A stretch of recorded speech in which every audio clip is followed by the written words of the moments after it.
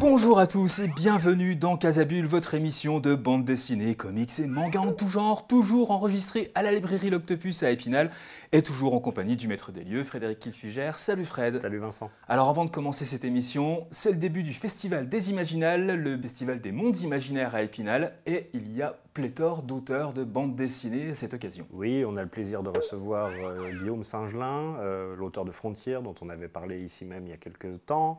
On a Olivier Ledroit avec une très belle exposition à la BMI. Il y a Stéphane de Caneva, Morane Mazar. Enfin, il y a vraiment un très beau plateau. Sans oublier Nicolas Puzna avec les Au Soir de Grande Ardeur qu'on avait présenté en tout début d'année. Donc vraiment, de quoi se faire plaisir et rencontrer des chouettes auteurs. Ouais, donc allez aux Imaginales, c'est tout le week-end, n'hésitez pas, c'est jusque dimanche soir, hein, c'est ça. Alors on commence tout de suite nos chroniques de bande dessinée et on commence avec La Terre Verte d'Alain Hérol et Hervé Tancrel aux éditions Delcourt. Un album de cette année vraiment à la fin du XVe siècle. Un équipage débarque au Groenland pour raviver la foi d'une communauté isolée, figée dans la glace et le mystère. Une fresque glaçante et habitée, une œuvre magistrale, comme d'habitude avec Hérol et Tancrel. Alors Hérol, c'est le scénariste de Cap et de Croc, c'est aussi le scénariste des Indes Fourbes, qu'on ne présente plus, avec Guarnido au dessin. Et il fait sensiblement le même genre d'album, en partant d'une œuvre littéraire, ici Richard III de Shakespeare, et en proposant une suite, une vague suite imaginaire. Alors, je vous rassure tout de suite, pas besoin d'avoir lu Richard III. Tout ce qu'on a besoin de savoir, c'est qu'un roi déchu fait partie de cet équipage qui arrive au Groenland et qu'il veut à tout prix reconquérir le pouvoir. Et il va tout faire pour l'avoir, y compris les pires bassesses. Là où les Indes Fourbes présentaient un anti-héros assez comique, assez drôle malgré lui, non, là, Richard, c'est vraiment un salaud. C'est un sale type. C'est un sale type, c'est un méchant type, il n'y a rien pour le racheter. Et c'est aussi tout ce qui fait le sel de cet album. Parce que, alors, il va faire magouille sur magouille, traquenard, trahison, fake news. Et c'est là aussi l'intérêt du bouquin, c'est qu'il y a une connotation très actuelle avec les dérives de la quête du pouvoir. Ah mais complètement. Et c'est vraiment, moi ça m'a vraiment surpris parce que la thématique pouvoir, fake news, Groenland, ça rappelle vraiment les manœuvres de Trump actuellement. On ne peut pas soupçonner les auteurs d'y avoir pensé il y a 3 ans quand ils ont commencé, voire peut-être même plus, parce que c'est un album qui fait 300 pages, il faut le temps de le faire, mais c'est pourtant d'une actualité assez incroyable. Alors là, il y a vraiment le côté politique à fond, malversation, mais c'est aussi plein d'aventures.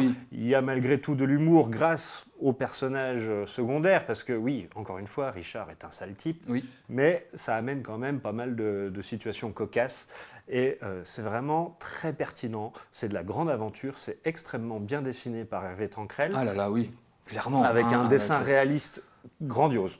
Mais Tancrel, en plus, il a déjà croqué le Groenland avec Raconteur Arctique, avec Groenland Vertigo. Donc il connaît ce dessin-là. Il connaît ces ambiances, il les rend très très bien. Et je voulais aussi saluer le travail d'Isabelle Merlet, la coloriste, qui a fait un travail exceptionnel. Assisté de Jérôme Alvarez aussi à la colorisation. Ouais, exceptionnel le travail. Vraiment... On est dans des couleurs froides, bleues comme ça aussi pour raconter vraiment les paysages. Et on passe des fois au rouge aussi, de la violence justement de Richard. C'est tout en nuances, comme le récit en fait, alors je dis que c'est un pur salaud, mais c'est quand même nuancé parce qu'on a l'explication de pourquoi c'est un salaud. Et alors ça ne le rattrape pas, mais ça amène un petit peu d'humanité dans cet être profondément antipathique. Mais malgré tout, on a plaisir à le suivre, et c'est là tout le génie de la narration d'Hérol et de Tancrel.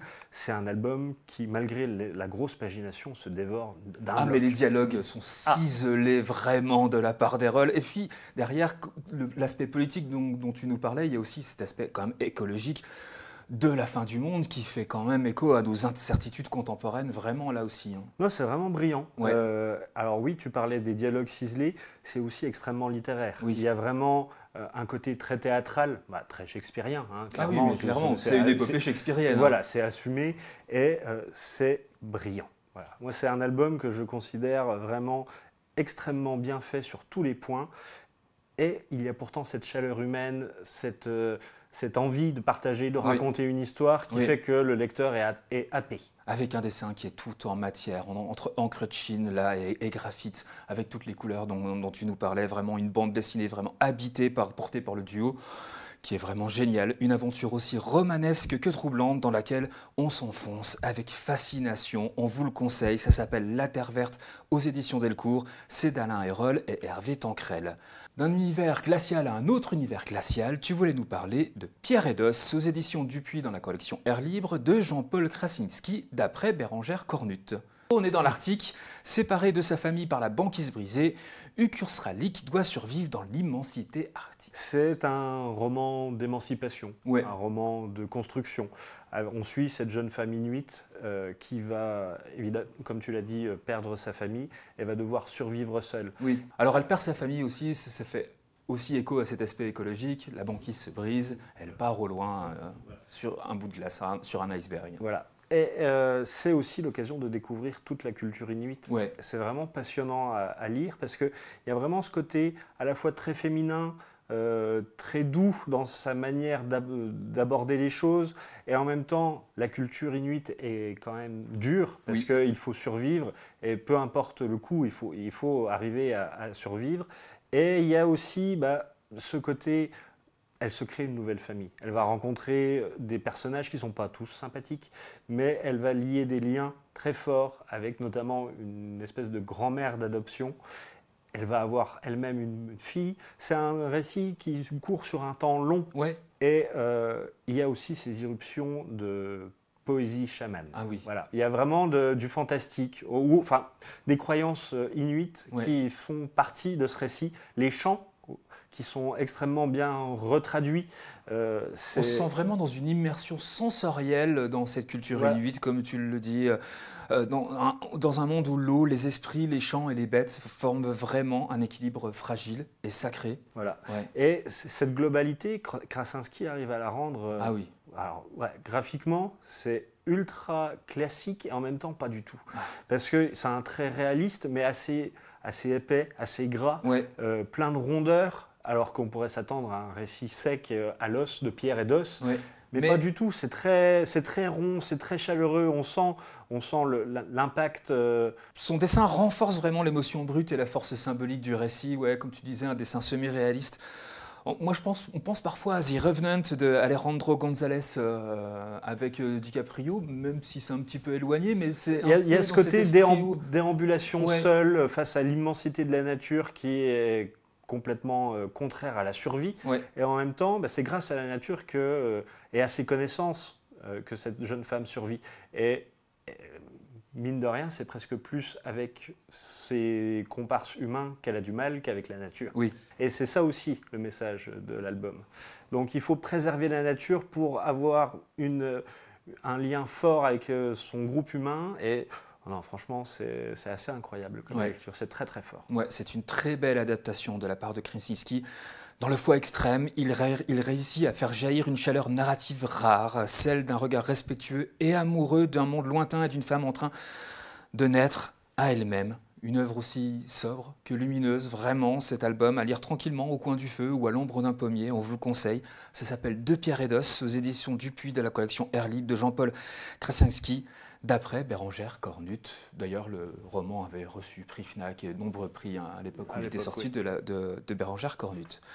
Alors on passe dans un album là complètement différent. Ça s'appelle Les papillons ne meurent pas de vieillesse, aux éditions Casterman de Mats et Frédéric Bézian. Au fond de la jungle amazonienne, des entomologistes se confrontent à des puissances économiques belliqueuses au sujet de la surveillance d'un papillon rare. Oui, ça démarre de façon très anecdotique. Oui. Un entomologiste reçoit, venant du Brésil, lui est en France, il reçoit un colis avec des papillons ramassés par quelqu'un qui l'emploie pour lui envoyer des papillons. Et là, il se rend compte que dans la région où le papillon a été ramassé, il ne devrait pas y être. Et donc il se pose la question de est-ce qu'il y a eu une mutation, une migration? D'ailleurs, c'était une espèce qu'on pensait disparue totalement. Voilà. Ça l'interroge tellement qu'il décide d'aller sur place. Et il va se rendre compte que la région qu'il veut explorer est déjà un petit peu sous la mainmise de grands groupes qui veulent exploiter les terres. Et ça va être le début d'un thriller. Voilà, une espèce de lutte écologique pour préserver ce papillon qu'on a du mal à retrouver. Oui. Et en même temps, une lutte contre les conglomérats avec les soutiens politiques, les soutiens mafieux. Il y a vraiment un côté très thriller, ce qui n'est pas surprenant de la part de Matz, parce que c'est quand même le scénariste du tueur, entre autres. Et ça marche très bien. Et c'est d'autant plus surprenant que Bézian, le dessinateur, a un trait à l'opposé des récits thrillers classiques. Oui, de Matz. Mais c'est leur première collaboration. C'est leur première collaboration. Moi, j'adore le trait de Bézian, tout en hachure, tout très acéré. Et ça donne un ton sec, une nervosité à ce thriller qui le renforce d'autant plus. Avec une mise en... Alors, Bézian, pas une mise en couleur. Voilà. C'est un noir et blanc. Voilà. Et juste les papillons sont colorés. Mais alors, sont colorés d'une manière très vive, comme ça apporte au récit et au dessin. Ça apporte une petite touche de poésie et de force, tout bêtement, même si absolument le trait de Bézian n'a absolument pas besoin d'une colorisation. Et justement, cet apport de la couleur par toutes petites touches vraiment fait un apport narratif énorme. Et c'est un récit qui se dévore aussi. C'est très nerveux. Il y a cette découverte du Brésil contemporain, il y a cette découverte de l'existence de papillons rares, la protection animale, les entomologistes. Voilà, c'est vraiment un récit original. Il y a toutes ces découvertes-là qui se confrontent à ce qu'est le Brésil contemporain d'aujourd'hui, la déforestation de l'Amazonie.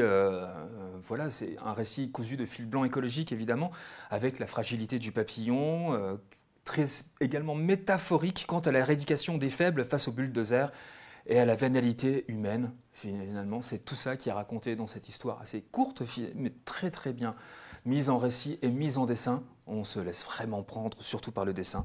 Ça s'appelle « Les papillons ne meurent pas de vieillesse » aux éditions Casterman. C'est de Matz et de Frédéric Bézian. Allez, on repart dans le froid maintenant, dans les montagnes, dans les Pyrénées, avec la formidable aventure des Frères Flanchins aux éditions Grand Angle de Philippe Charlot et de Marco. Là, c'est une course-poursuite dans les Pyrénées aux allures de western. Un petit peu. Un petit peu. Un petit peu. Ça se passe au début du 19e. On suit deux frères qui vivent seuls avec leur père qui est franchement bouleversé par la guerre. On imagine que c'est un vétéran des guerres napoléoniennes. Alcoolique. Voilà, qui passe son temps à boire et à les maltraiter, plutôt verbalement, moralement que physiquement. Et le petit frère a une appétence énorme pour les livres. Mais le père refuse tout ça.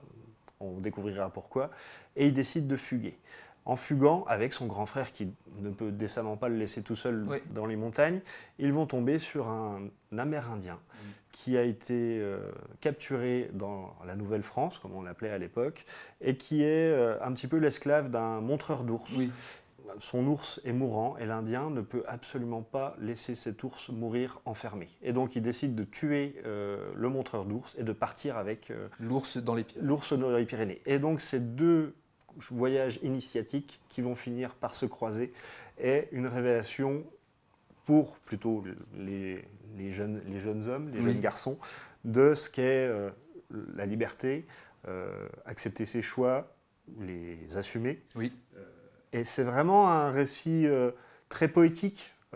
Tu parles des Pyrénées, c'est jamais précisé nulle part, mais effectivement, on sent bien que c'est une chaîne de montagnes assez ample. Ça pourrait se passer n'importe où, en fait. Oui, exactement. Et c'est plus une allégorie, un voyage, une rencontre entre deux cultures différentes qui ne se comprennent pas au début et qui petit à petit vont s'abricoiser parce qu'elles n'ont pas le choix. Et c'est ça aussi tout le sel du bouquin. En plus, Marco a fait des très très belles aquarelles. C'est un beau récit de montagne, très, très bien dessiné. La colorisation au lavis est vraiment splendide. Elle détient vraiment le pouvoir de mettre en relief dans des paysages de montagne. Les planches à elles seules sont vraiment magnifiques. Un beau récit d'émancipation, de voyage, de montagne. Un bel album. Un récit court quand même, qui est précis, qui est rapide, qui reste haletant, comme tu le disais, et qui est franchement bien ficelé, une aventure formidable des Frères Flanchins. C'est une histoire de traces dans la neige des montagnes, évidemment, et dans la mémoire des hommes. On vous le conseille, ça s'appelle La formidable aventure des Frères Flanchins, aux éditions Grand Angle de Philippe Charlot et de Marco. On passe à quelque chose d'un peu plus lourd maintenant. Tu voulais nous parler de Columbusstraße, une histoire de famille 1935-1945 aux éditions Robinson de Toby Damen. Une chronique familiale de la Seconde Guerre vécue du côté allemand. Oui, en fait, Toby Damen a fait un long travail de recherche sur ce qu'a vécu ces deux familles, alors paternelle et maternelle, de façon séparée. Comment ils ont vécu en tant que civils la Seconde Guerre mondiale. Cette même décennie, les prémices. Cette décennie de 35 à 45. De 35 à 45, des civils pas politisés, plutôt anti-nazis, mais pas spécialement revendicatifs parce que ils n'avaient pas vraiment le choix que de subir. Et donc il a eu accès aux journaux intimes. Il a demandé à son père, qui lui était tout enfant, quel souvenir il a. Et à partir de ce matériau réaliste, il en fait une chronique de vie historique. Et c'est passionnant à lire. C'est un album qui est très épais, qui fait 500 pages. C'est extrêmement documenté. C'est Düsseldorf dans les années 30. C'est le début de la guerre, la promulgation des lois anti-juives. Donc on sent le lent délabrement des institutions politiques. Et une fois qu'arrive la guerre, ça va être les exercices pour se cacher, ça va être les rations, ça va être l'envoi des enfants loin des scènes de combat pour les protéger. Et voilà. Donc tout ça est mélangé avec un côté très neutre. En fait, c'est juste une histoire de trajectoire humaine lambda dans des événements. Avec des questions qui se posent vraiment, comment ont-ils pu tomber dans le piège du national-socialisme? Qu'est-ce qu'ils savaient des exactions de la Shoah? Et plus prosaïquement, comment faisaient-ils pour vivre au jour le jour sans remarquer les mensonges savamment orchestrés par le régime nazi? Voilà, c'est toutes ces questions-là qui sont dévoilées un peu dans cet album aussi. D'autant plus que dans la famille, il y a eu des soldats envoyés sur le front russe, qui envoyaient des lettres. Enfin, voilà, c'est vraiment extrêmement réaliste. Et avec cette part, moi, que j'ai trouvé assez forte, c'est la part de la propagande, comment la propagande s'immisce dans la vie de tout un chacun, vraiment pour annihiler même les intellectuels les plus généreux. C'est vraiment assez impressionnant et je trouve que ça fait écho aussi à certaines choses contemporaines d'aujourd'hui. Complètement. Voilà, un album très fort avec un trait expressif et sobre, vraiment, qui renforce la puissance émotionnelle du récit avec cette structure narrative immersive qui nous plonge dans une époque marquée par le doute, la peur, mais aussi la résilience, comme tu le disais. Donc un album essentiel à lire pour comprendre comment la guerre a été vécue. De l'autre côté de notre frontière, un bouquin événement constat qui ne pose aucun jugement. Ça s'appelle Columbusstraße aux éditions Robinson et c'est de Toby Damen. Si tu voulais nous présenter Cometa aux éditions Les Amus Humanoïdes Associés d'Eli-Huo, qui est un premier album. C'est l'exploration poétique et contemplative d'un spationaute sur une planète étrange, mais c'est aussi un hommage vraiment à Métal Hurlant. Oui, qu'on soit clair. C'est un album intégralement muet. Donc sans texte. Et puis c'est pour fêter les 50 ans d'Humanoïdes aussi. Voilà, c'est les 50 ans des Humanoïdes Associés qui se sont lancés avec notamment le Arzac de Moebius, qui était un récit muet de SF. Et donc là, 50 ans après, évidemment, Eli-Huo a lu Moebius, a lu Arzac, et il rend son hommage très personnel à ce grand maître. C'est un récit de SF...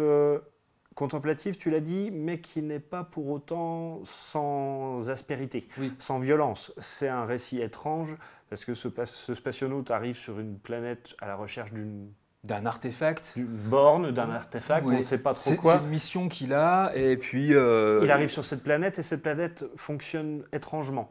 Il n'y a pas de personnage, mais en même temps, la planète en elle-même est vivante, a des réactions étranges, génère des fluides. Voilà, c'est vraiment un récit bizarre. Et c'est ça qui fait Moebusien. Moebusien. Même si c'est pas aussi écriture automatique que Moebius, c'est vraiment, on sent qu'il y a une trame narrative assez forte. Et Eli-Huo pose beaucoup de questions. Et après, à charge du lecteur d'y répondre. Et ce qui est intéressant, c'est qu'on n'a pas tous les mêmes... vu que c'est muet, et qu'il n'y a pas d'explication tranchée, chacun se fait sa propre idée. Et après, en échangeant entre lecteurs, on peut se dire « Ah, mais moi j'ai vu ça comme ça. Ah, mais en fait, pas moi, pas du tout. » Et peut-être que la vérité est entre les deux, ou il faudra demander à l'auteur. Voilà, c'est ça. Mais graphiquement, c'est vraiment... Alors, c'est du pointillisme, c'est des tout petits traits. À la façon Moebius années 70, ce qui est... un travail de dingue. Un travail de furieux. Mais Il y a aussi, pour moi, je trouve, une influence des mangas, notamment de Otomo. Oui. Otomo qui avait lu Moebius. Donc Oui. la boucle se boucle elle-même. C'est beaucoup plus nerveux. Il y a une narration avec des grandes cases et en même temps des fois plein d'enchaînements. Enfin, c'est vraiment un album. Pour un premier album, waouh, quel boulot quoi. C'est vraiment surprenant. Ah, il y a un boulot de dingue là, vraiment sur les décors, sur ces paysages minéraux, organiques. Vraiment, c'est puissant. C'est puissant. Ce qui ajoute vraiment en plus au sentiment de grandiloquence et d'angoisse de cette quête à la fois tellurique, organique, technologique, psychédélique même. Oui. Voilà. On fête les 50 ans des Humanités associés avec ce récit onirique, poétique, un album à découvrir vraiment. Ça s'appelle Cométas et aux humanoïdes associés et c'est de Eli Huo, un premier album. Chapeau. Alors là, on va passer à un monde incroyable. Tu voulais nous parler de Watership Down aux éditions Monsieur Toussaint l'ouverture de Richard Adams, de James Sturm et de Joe Stuffin. Donc adapté du roman de Richard Adams qui est sorti en 1972, vendu à des millions d'exemplaires, et une adaptation là de James Sturm et de Joe Stuffin, incroyable. C'est un classique de la littérature anglaise, Watership Down, qui a mis assez longtemps à arriver en France. En fait, on suit une garenne, et on suit des lapins de garenne. Donc des lapins sauvages, pas des lièvres, hein, des lapins. Et qui vont vouloir changer de garenne, parce qu'ils sont plutôt maltraités dans leur garenne d'origine, et ils vont vouloir prendre leur indépendance. Et donc on suit un petit groupe de lapins dans la campagne anglaise, qui se sont créés leur propre panthéon, leur propre mythologie, leur propre religion, entre guillemets, et qui vont vivre plein d'aventures. C'est un récit d'aventure incroyable.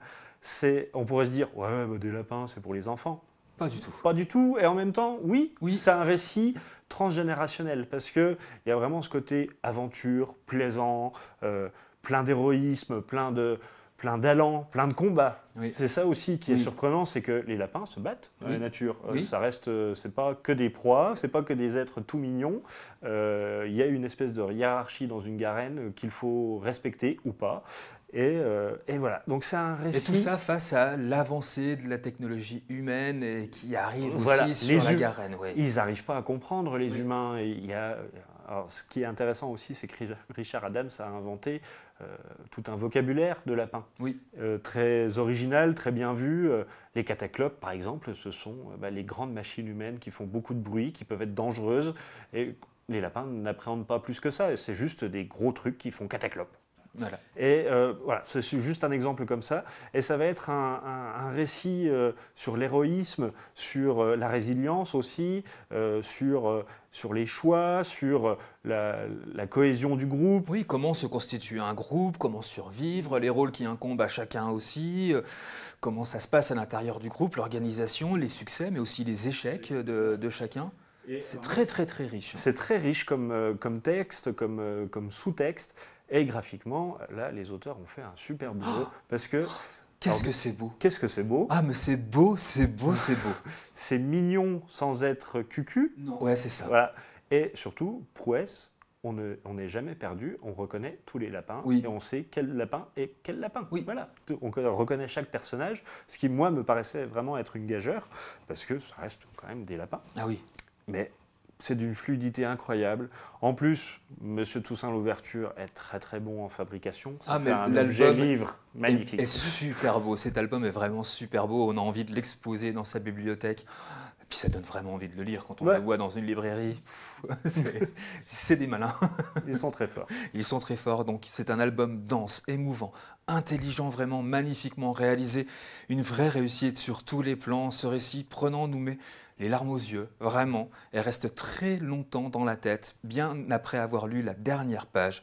Ça s'appelle Watership Down, cette adaptation en bande dessinée aux éditions de Monsieur Toussaint l'ouverture, de Richard Adams à la base, adapté par James Sturm et Joe Stuffin au dessin. Son dessin est juste magnifique. Allez, on passe à la jeunesse maintenant. Tu voulais nous parler de Holly Molly aux éditions Dupuis, d'Antoine Pierce et de Sway. C'est une histoire entre deux sœurs. Holly est cartésienne et sa sœur Molly, elle, a des prédispositions pour la magie. En désaccord, les deux, elles vont pourtant devoir faire front commun. Oui. Alors c'est un univers qu'on va découvrir tout au long de l'album. Un univers où le progrès est arrivé. Il y a des automobiles, il y a des machines à vapeur, mais Et la magie a petit à petit disparu. Oui, les mages ont été un peu chassés aussi, c'est-à-dire que la technologie a remplacé ce que pouvaient faire les mages à l'époque. Oui. On n'a plus besoin d'eux, donc... Voilà. Et du coup, on les éloigne, on ne les connaît plus trop puisqu'on ne les voit plus, on commence à en avoir peur, et notamment la grande sœur est complètement « non, non, la magie, moi ça ne m'intéresse pas, je ne veux surtout pas y avoir affaire », alors que la petite sœur, elle, est quand même beaucoup plus dans cette mouvance-là. Et malgré tout, elles vont devoir avancer main dans la main dans une grande aventure. Alors ça part vraiment très vite, très loin. Ouais. C'est un récit qui est ample. Il y a 120 pages pour le premier tome, peut-être même un peu plus. Et on a déjà une tonne de protagonistes que les deux sœurs rencontrent, une espèce de quête pour retrouver à la base un colis perdu, mais qui très vite va avoir une tonne de ramifications. C'est ultra riche et en même temps, c'est assez facile à lire parce que c'est assez linéaire.